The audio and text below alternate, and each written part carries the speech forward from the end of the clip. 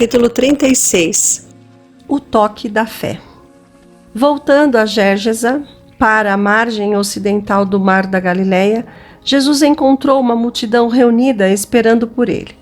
Permaneceu na beira do lago por algum tempo, ensinando e curando, e depois seguiu para a casa de Levi e Mateus, para encontrar-se com o cobrador de impostos na festa.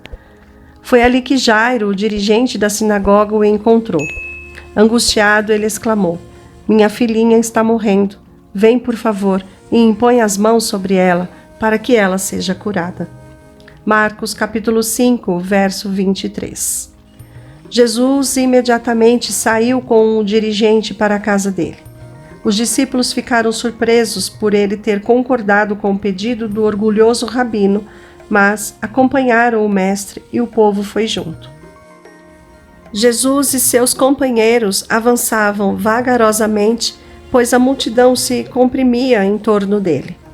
Jairo estava impaciente e ansioso, mas Jesus parava de vez em quando para aliviar o sofrimento ou confortar um coração aflito.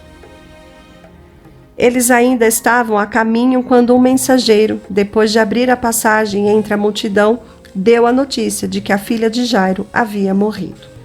A mensagem chegou aos ouvidos de Jesus: "Não tenha medo, tão somente creia, e ela será curada." Juntos foram depressa para a casa do dirigente, onde já havia carpideiras e flautistas enchendo o ambiente com seus clamores. Jesus tentou contê-los. "Por que todo esse alvoroço e lamento? A criança não está morta, mas dorme." Eles se ofenderam com as palavras do Salvador, pois tinham visto a menina à beira da morte. Depois de pedir que todos saíssem dali, Jesus chamou o pai e a mãe da menina e também Pedro, Tiago e João para entrarem no quarto onde estava a criança sem vida. Jesus chegou perto da cama e, tomando a mão da criança em sua mão, disse suavemente, na linguagem familiar daquela casa: "Menina, eu lhe ordeno, levanta-se." No mesmo instante, um tremor percorreu o corpo inerte. Os olhos da menina se abriram como se estivesse acordando.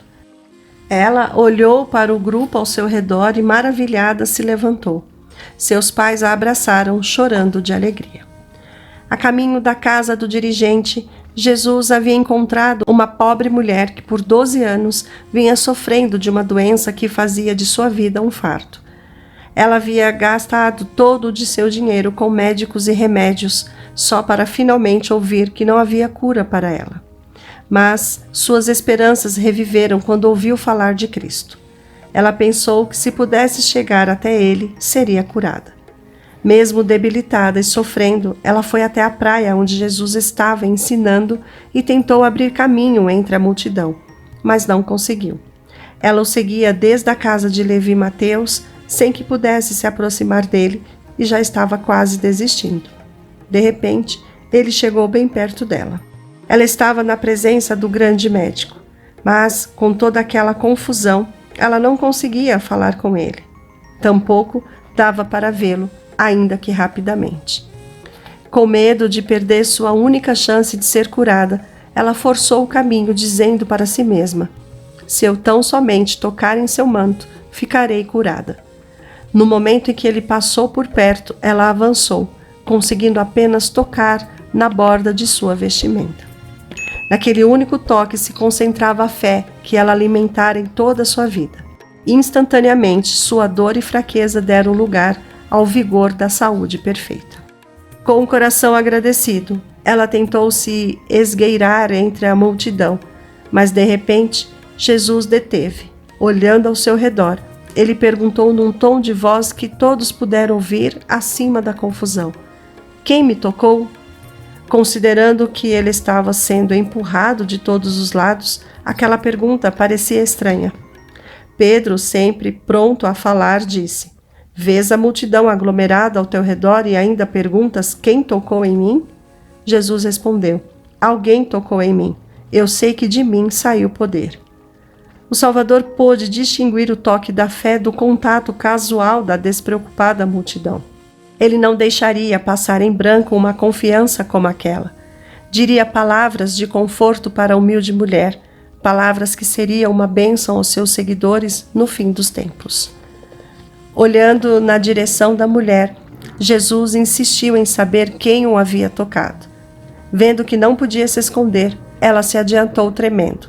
Com lágrimas de gratidão, falou do seu sofrimento e de como não havia encontrado cura. Jesus disse: Filha, a tua fé a curou. Vá em paz.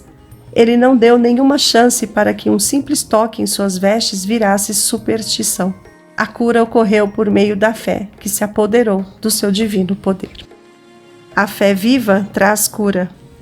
De nada vale falar de religião de maneira casual e orar sem que a alma esteja faminta e a fé viva.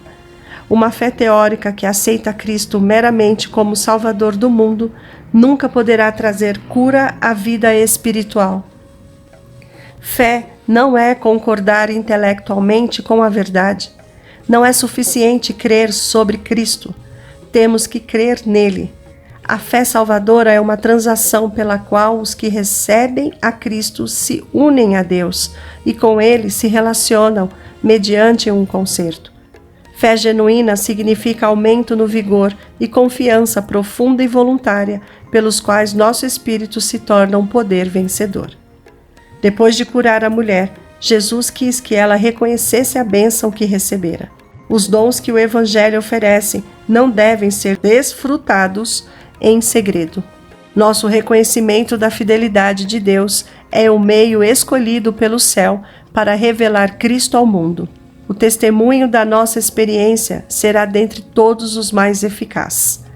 Respaldados por uma vida semelhante à de Cristo, nossas histórias pessoais, relacionadas à sua graça, têm um poder irresistível que opera para a salvação de outros.